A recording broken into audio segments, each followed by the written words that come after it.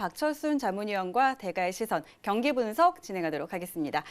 자, 저희 오늘은 화웨이 이야기를 한번 나눠보죠. 네네. 화웨이가 노트북 신제품 출시를 포기했다는 소식이 좀 나왔습니다. 네네. 자, 살펴보니까 미국 정부가 화웨이 정부를 이 제재를 강화하면서 부품 수급에 좀 차질을 빚고 있는 것 같아요. 네네. 자, 이번에 출시를 포기한 메이트북이라는 노트북인데 이 메이트북이 MS사 윈도우 운영 체제 그리고 인텔 칩을 사용한다고 하더라고요. 네네. 근데 이 두 회사가 지금 화웨이 제재에 동참을 하고 있잖아요. 네네.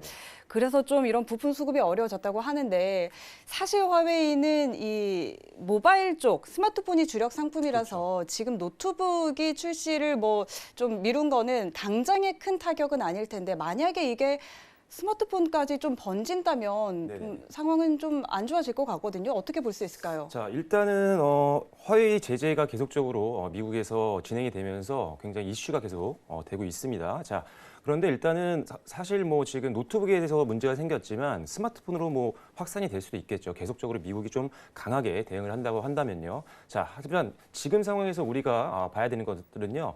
오히려 미국이 화웨이를 제재함으로써 반사 이익을 받을 수 있는 기업들을 우리가 선별적으로 투자한다면 오히려 이번 이 이슈를 가지고 더 우리가 전략적으로 수익을 낼 수가 있다는 부분입니다.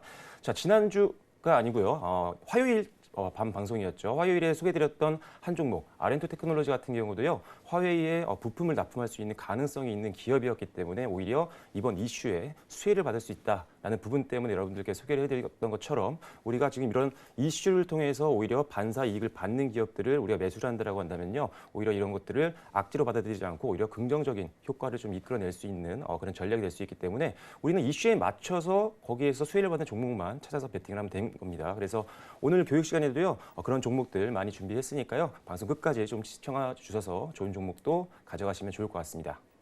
네, 미국의 화웨이 제재로 오히려 반사 이익을 얻을 수 있는 기업들에 투자를 하라라고 이야기를 해주셨는데요. 맞습니다. 이렇게 악재를 오히려 호재로 이용하는 것도 좋은 투자 전략 중에 하나니까요. 이 시간 끝까지 저희와 함께 하시면서 다 챙겨가셨으면 좋겠습니다. 자, 그렇다면 우리 이야기도 한번 해보죠. 네네. 지금 반도체 업황이 좀 둔화가 됐는데 네네. 사실 하반기에 들어서는 반도체 업황이 좀 회복이 될 것이다라는 예측이 있었잖아요. 네네. 가격도 좀 다시 올라올 거고. 네네. 그런데 사실 좀처럼 회복이 되지 않고 있고 네. 오히려 내년까지 반도체 가격이 더 떨어질 거라는 전망이 나오면서 오늘 삼성전자 그리고 SK하이닉스 주가가 좀 빠졌잖아요. 네네. 그런데 이런 좀 우리 수출에서 사실 반도체가 차지하는 비중이 또 큰 부분을 차지하고 엄청난 있고, 부분, 네, 부분 차지하고 그렇다면 우리 기업들의 이제 실적이나 하반기 경기나 이런 부분에는 좀 어떻게 볼 수 있을까요? 방금 말씀해 주신 것처럼 사실 이 반도체 분야가 사실 우리나라에서 차지하고 있는 매출 비중이 굉장히 높습니다. 그래서 사실 이런 것들이 계속 악재로 작용을 하게 된다고 한다면 사실 어쩔 수 없습니다. 증시에는 악재로 작용할 수밖에 없는 부분이고요. 그렇기 때문에 상승의 제한을 걸 수도 있는 상황이라고 보시면 될 것 같습니다.